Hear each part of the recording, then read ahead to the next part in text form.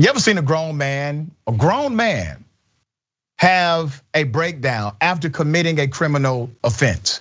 So according to the narrative, there's a place called Hennessy's at Dana Point, Orange County, okay?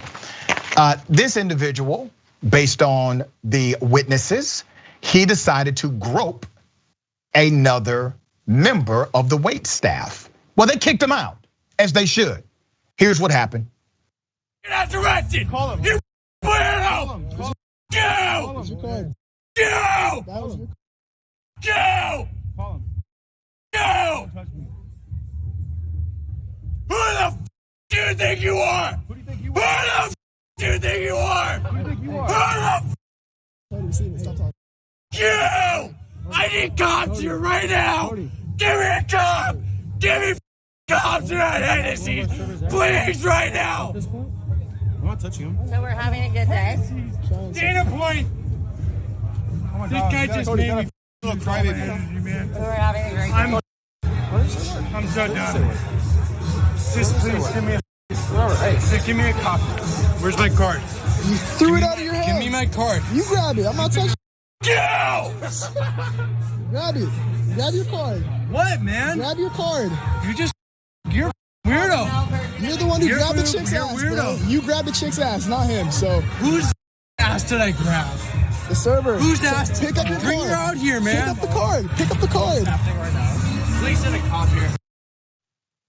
Now, obviously, this is a serious situation. Sexual assault is a serious crime and should not be tolerated. The restaurant did the right thing by kicking out this guy showing extreme levels of Karenicity at Hennessy's in Dana Point, Orange County, okay? That's what happened. Now remember, he gets kicked out.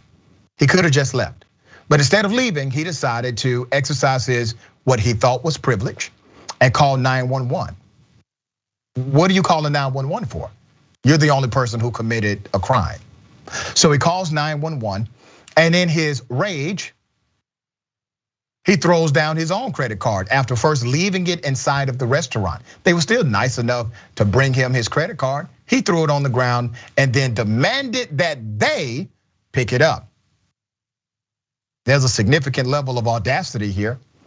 Let me give you some real facts about the harassment experienced by those who work in the restaurant industry.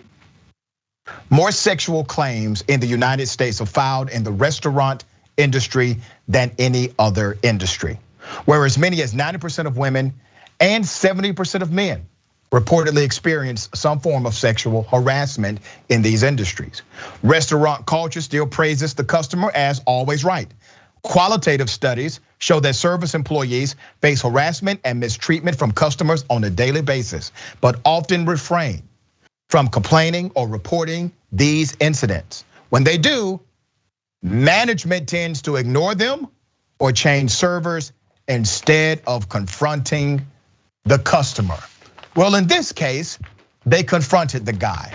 And I'm just speculating, but before he got to the point where he grabbed the butt of another woman, before he got to that point, it probably escalated until that happened. It is a sad culture. If we're talking about protecting those in service industries, those in restaurants who are working hard, we also have to make sure that we are for protecting them by eradicating the culture that makes them uncomfortable and subject to criminal assault. Sexual assault, sexual touching, unwanted touching is assault. I don't care what context it happens in. If it's unwanted, it is assault. Ben, what are your thoughts? Yeah, I mean, your point about the culture is very, very correct. And there's actually a very specific cultural history of the United States, which is why he thought that calling the police would be the smart move for him. And he thought the police would be on his side.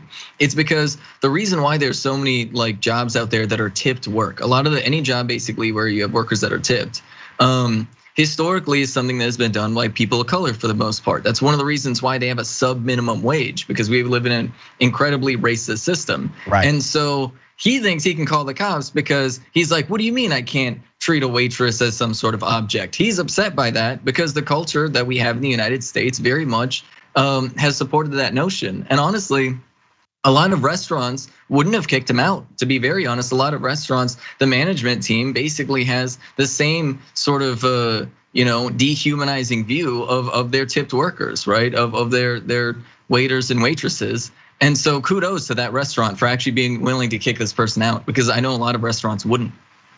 You make some great points, brother. I remember a few years ago when the Me Too movement was at its height, right?